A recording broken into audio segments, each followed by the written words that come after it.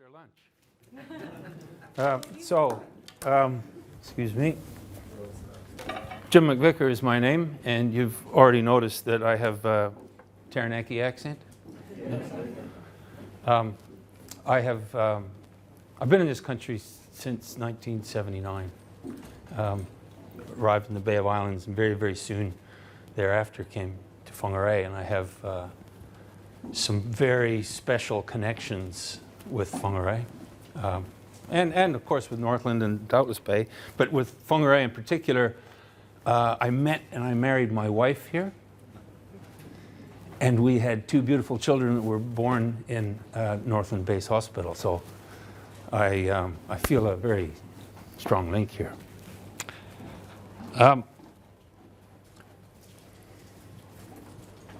These guys are going to have a laugh afterwards, but we'll come to that. I've spent 35 years in the oil and gas business. And the last half of that as a safety professional. I found it a bit difficult doing all the manual labor continually, and I found myself to be mid-40s, and I was still working as a rigger and a crane driver and doing things that were physically quite demanding, and it was a time when high-vis clothing wasn't in fashion, and we hadn't been invaded by road cones yet. And I saw a couple of fellas wearing these high-vis jackets, and I went, "Who are they?" They were safety guys, and I thought, "Oh, I bet I could do that till I retire," because they were just walking around, okay, talking to people, and I liked that. I was very fortunate that I took their advice. They said, "Go to Massey and study." And so I did. It was difficult, but it was worth it, and I came away with a diploma in occupational safety and health.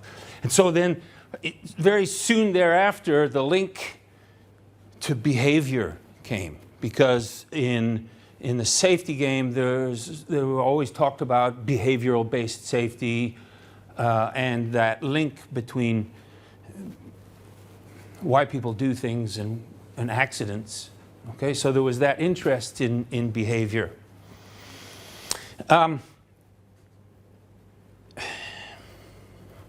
I worked as a safety professional for a while, and doing the sort of standard kind of safety jobs, and then I was taken on by a crowd that landed a contract with ExxonMobil, and I learned about leadership, I learned about safety leadership, and I did safety leadership seminars and presentations right around the world for around 10 years with ExxonMobil.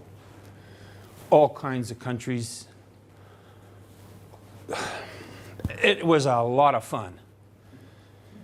And it was quite successful. So the presentation that I'm going to do today, it comes from that seminar, basic seminar about safety leadership, leadership in general.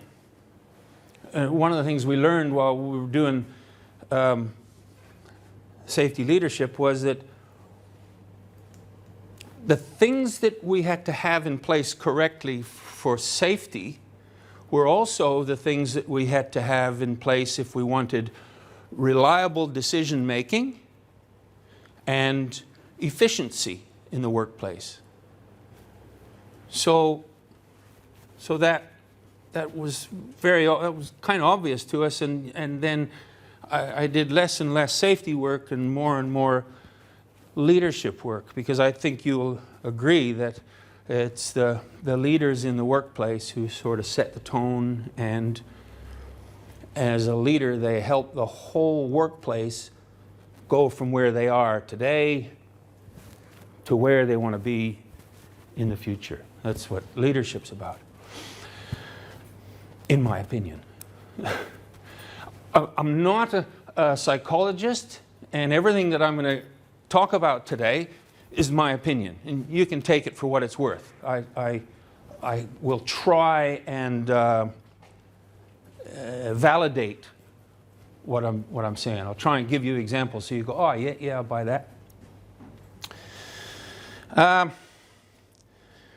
So yes, it's derived from this section on behavior is derived from this leadership seminar, and that's where it comes from. So now you know a little bit about me and what I'm going to talk about, and I'm going to make a guess and say we've got some students here. Good guess. Where do you come from? Okay. What would you like to get out of today? Any of you, help her. What would any of you like to get out of today? Because if I can understand what you'd like to achieve, I can perhaps help us get there. What would you like to? Yeah. Just some extra knowledge on what generally what leadership's about. Oh, so extra knowledge on leadership. Okay. Yeah, madam.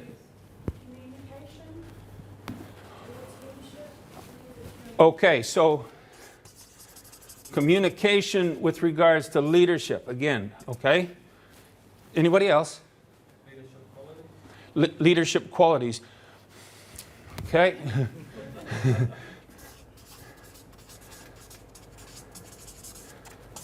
Qualities. Anybody else?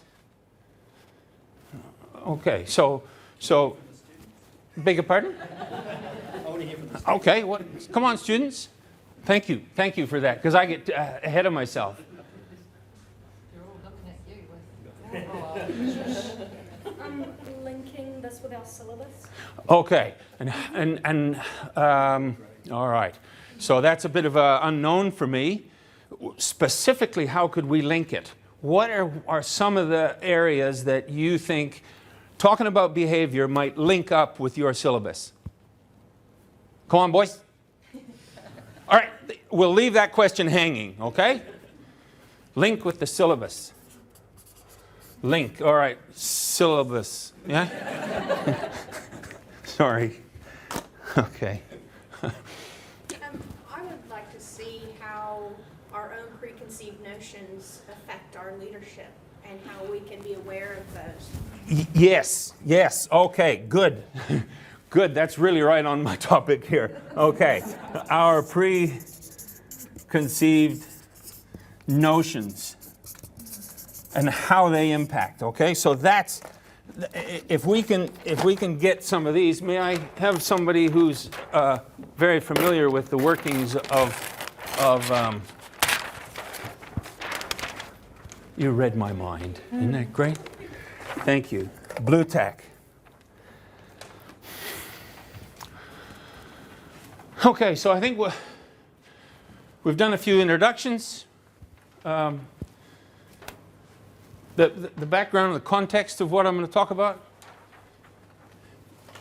We've asked what's in it for you, and it's my hope that something I say today will land gently upon you, and you'll go, oh, okay. So if that happens, and you're the only one that will know, then I would expect you to try it. Try something new, okay? So you've got a little takeaway that you're going to go, oh yeah, okay, that made sense. I'll try that. All right. What's behavior?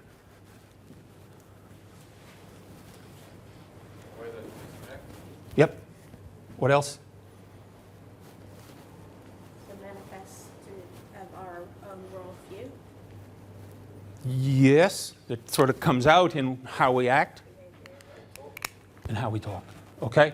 Behavior, in my opinion, is simply what we do and what we say. Okay? And has anybody studied behavior?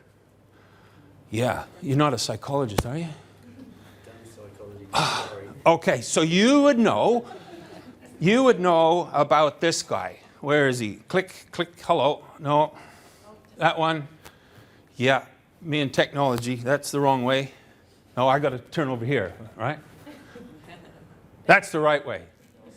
Who's heard of this guy? Okay. What have you heard about him? Well, he's put a lot of pressure on rats. Yeah, probably. Probably. It was risk and reward.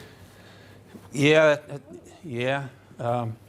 Anybody really connected at the hip with their cell phone? You want to get him up on Google right now? You know, fill your boots. You can find him. He's there. He came up with this the operant conditioning theory. Okay. Now, if you can imagine, in my presentations when I was working around the world, and my audiences were rig crews, construction crews, pipeline crews, anybody who was doing work for ExxonMobil, and I started to talk about operant conditioning. Way over, okay? So that wasn't the best way to teach about B.F. Skinner and behavior. Other people made it a little bit easier, just a little bit easier, and said Skinner's philosophy or his theory was about there were antecedents, then you got behaviors, and then you got the consequences of a behavior. Okay, once again, that antecedents. Most of the time, or the only time that some of these rig crews had heard the word antecedent was when their lawyer or solicitor was saying, well, Your Honor, the antecedents to these alleged crimes, and they didn't know what it meant. It means what's gone on beforehand. And of course, the consequences. This stuff wasn't really much use to us.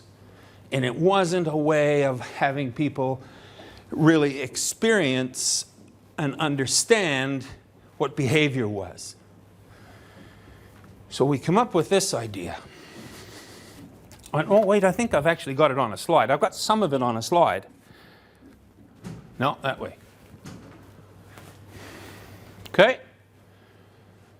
Behavior is what I do and what I say, and it's influenced by three things: what I value, what I believe to be true, and my personal experience. Okay? So let's try it out. Let's see if this works. I want to talk about the behavior of getting into a vehicle and putting your seatbelt on. How many people get in the vehicle and put the seatbelt on? Right, that's a behavior, that's a pretty common behavior. Why do you do it? So I don't die. Okay, you believe that if you don't have your seatbelt on and you're in an accident, you might die. It has saved my life in an accident. Ah, so here's something that she believes, and it's backed up by experience. Okay? What other reasons do you put your seatbelt on? It might be the only reason. Somebody else might put their seatbelt on because they don't want to get a ticket. The value there, or the consequence in Skinner's terms, is keep my money in my pocket. Yeah? What's the belief? The belief would be kind of, there's so many people out there, so many police officers out there that they would catch me. And if they caught me without my seatbelt, I would be fined. Would that be right? Yeah, yeah. So this works. But I'm gonna go a few more steps to show you, to allow you to have this experience of understanding behavior. So imagine that you are an ExxonMobil crew. You've come off a rig or you've come off a pipeline, and you're the ExxonMobil crew. and you've come in here, you've been forced to come in here, and you're not happy. And I'm running the show for a couple of days. And what I found was that if I set up some rules, we would have a better flow to our day. So I would ask people, what do you think might disturb us? What would be a nuisance? What could disturb us here? And inevitably somebody would say, oh, if my cell phone rings, if a phone rings. So we would create the rule that there would be, see, I even draw, it's a presentation that's 20 years old, okay? There would be no cell phones, okay? No cell phones. Well, that's all well and good just saying that. But to back up Skinner, to get the behavior that I desire, there's got to be a consequence, okay? So the consequence is if your cell phone rings and makes noise, the consequence is you've got to buy a beer for everybody at 4 o'clock, okay? We did a lot of work in Australia. Okay. So what do you think I saw? What do you think happened as soon as I brought that rule on? Sure, they reached into their phone, into their pockets, and they turned their phones off. There was a couple, though, that didn't. There was one guy madly got out and started hammering away. What are you doing? He says, I'm ringing George. Okay. What's the consequence if he rings George? He gets a... Okay, so we're reinforcing Skinner here, all right? You've got to be careful with the rules and the consequences that you set up. They can backfire on you. Okay, so group, what else is going to upset us or disturb us or make us late, you know, because we want to get out of here, you know, at 4. And of course, during the day, there'd be a break for smoko and there'd be a break for lunch and so on. And so the rule got set down that we want you to come back on time. Was that a fair rule? Be on time, okay? Be on time, and if you weren't on time, the consequence was that you had to sing. La. That's the consequence. Most people don't like standing in front of a group of people and being forced to sing. Would that be right? Would you like to come up and have sing with us? No? No? Would you care to come up and have sing? No, not quite. I was doing a presentation in Sakhalin in eastern Russia, north of Japan. I guess eastern Russia, yeah, north of Japan. And the room was full. There was about 110, 120 people there. And it doesn't matter what you're doing, you know, behavior is the same, whether you're in Russia or Japan or whatever. Behavior is behavior. And so I was using these same rules and these same models. And after the first break, they all came back in. Russians are a funny mob. But, and okay, everybody's here. Jim gets up and he starts talking again, and I'm talking about something else. And I'd been a minute into what I was talking about, and the door opens, and a young lady walks in, and she had a big smile on her face. And of course, everybody turned around and said, oh, so-and-so and so in Russian, and she said, well, you have to sing. That's exactly what she wanted. So, okay, you make the rule, you keep the rule. Up you come, young lady, up you come in front, and she pelted it out. Off she went, and she sang, and she sang. And I'm going, okay, that's enough, thanks, that's enough. And finally got her back into her seat. what happened after lunch? The same thing. I let her come up and sing. She had a good voice.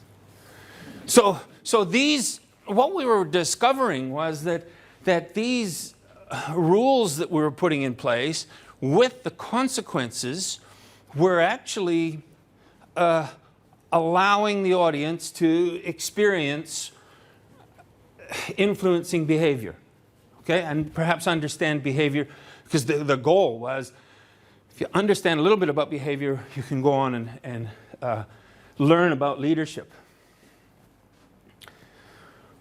More rules. Perhaps we could get that one up on the wall too, because I kind of like that. That if somebody was to come in and look at that, they'd go, what is that? But because we sort of made that together, it might remind you of something. There you go. That's okay. Thank you.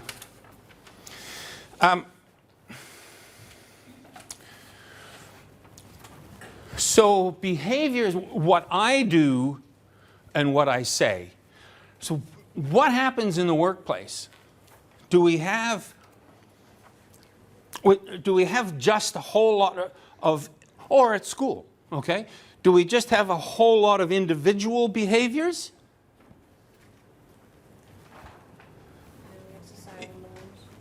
We have societal norms, okay? So call it the team's behavior, the things that are accepted and not accepted, and it's okay to do that, but it's not, become what I call the team's culture, or the workplace culture.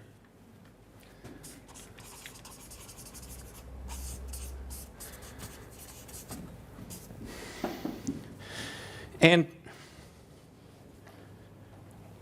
culture, in a way, without being too complex, culture, in my opinion, is simply, this is the way we do things here. Our workplace, or our school, or our team, our fun, our tribe. This is how we do things here. Yeah? So, and we're forever trying to uphold the culture, improve the culture, or get the team to perform better, or the team to achieve success. Yeah? We want to achieve success. I think this idea that as individuals we contribute to the team's culture.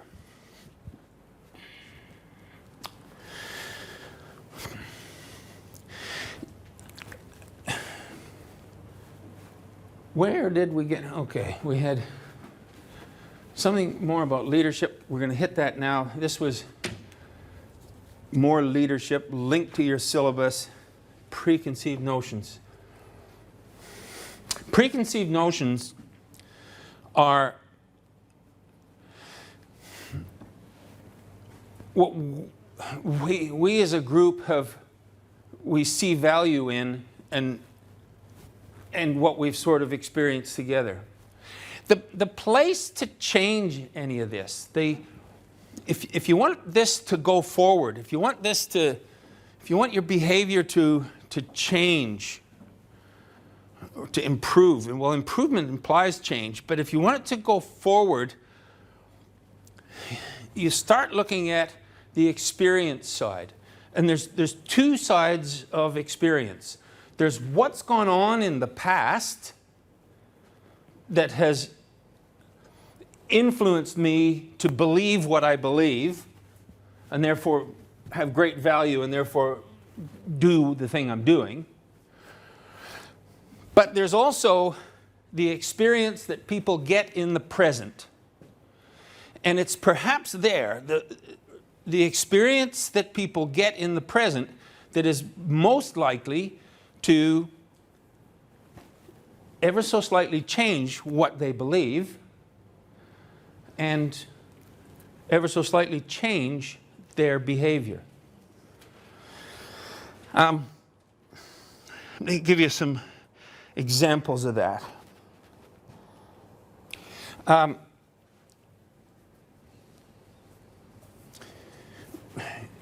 All right, here's an example of the experience that is not going to contribute to a better result, okay? And then we'll look at an experience that will contribute to a better result. So, could I ask for a volunteer, please? Sandy. Thank you, Sandy. For this little exercise, I'm going to ask you, Sandy, to come and knock on my door, and I'll be in my office, all right? And Sandy, I'm the boss who has this open door policy, all right? You got a boss there? Open door policy, and I want you to pretend to come to me with a bit of a problem, okay? Just, you don't have to, okay? And we'll just give me a minute to settle down in my office.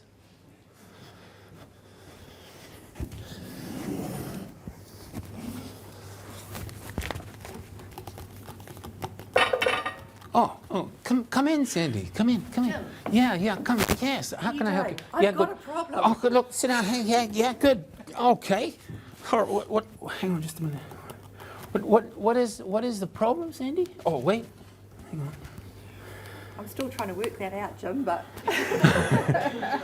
Oh, I'm sure it's a bit of a problem. yeah, it's a bit of a problem. Okay, got it. Do it again. Okay. We change the experience somebody gets in the present, and we're going to get. Now, is she likely to come in and ask me another question about something that's important to either to her or to work, or well, yeah, she believes it's important? She's not going to come back, is she? I know. What did I show her? Disrespect. Try again.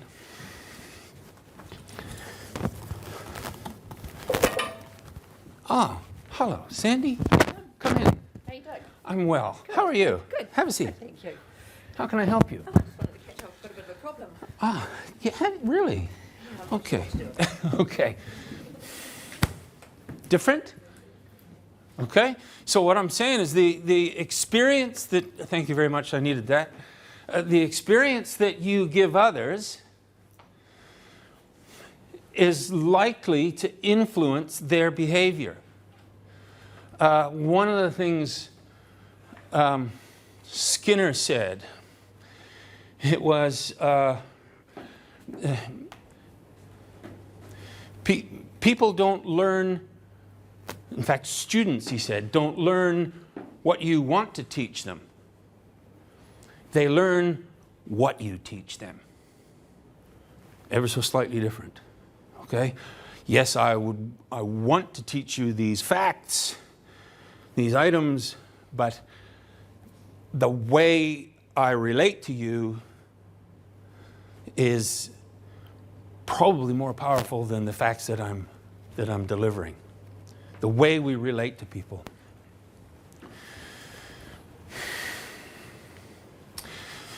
Understanding behavior is going to allow us to learn leadership.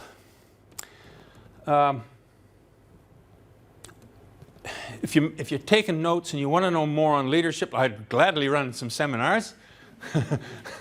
But go to Hershey and Blanchard. If you're trying to improve your communication, this one I think you'll like. This is real important. Trying to improve communication, I want you to remember the universal values that are essentially the universal rules. And you're looking at me, what do you mean? You all know them. How do you treat people? You treat people with respect. Pardon? With dignity. Yes. The way you'd like to be treated. The way you would like to be treated. What are some other ways? You value people, yes.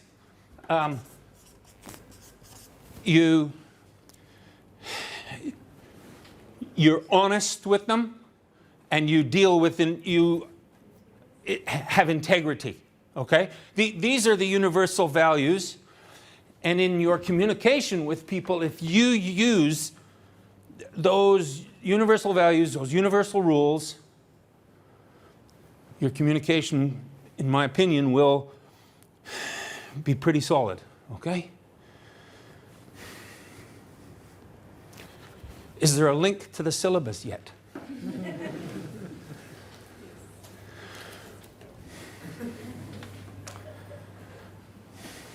Did we cover enough of these?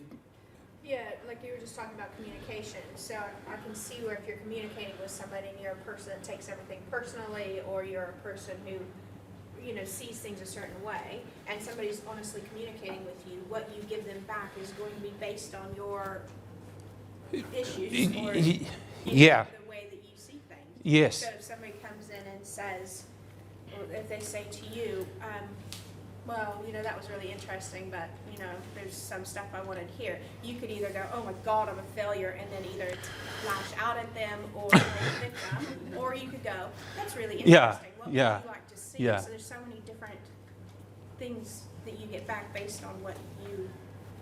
Absolutely. Absolutely. Yes, madam. I did something recently from a mentoring session which was absolutely invaluable to everybody's life, and it's people come to you and communicate with you in 3 different ways, either as an adult, a parent, or a child. When someone comes to you as an adult, or a parent, or a child, come back to them as an adult, and you will always bring that conversation back to reality. If you come to them as a child because they came to you as a child, that's what you'll get back, and you'll get anywhere. So ABC, look it up, it's really good. Good. Thank you. Thank you. There may have been something that I've said that has landed gently upon you. Now that you reflect, and though I know the way people's minds work, something already went ding. Oh yeah, maybe that. That's takeaway. Grab that one and take it away and think about it a little bit. And I have one final request.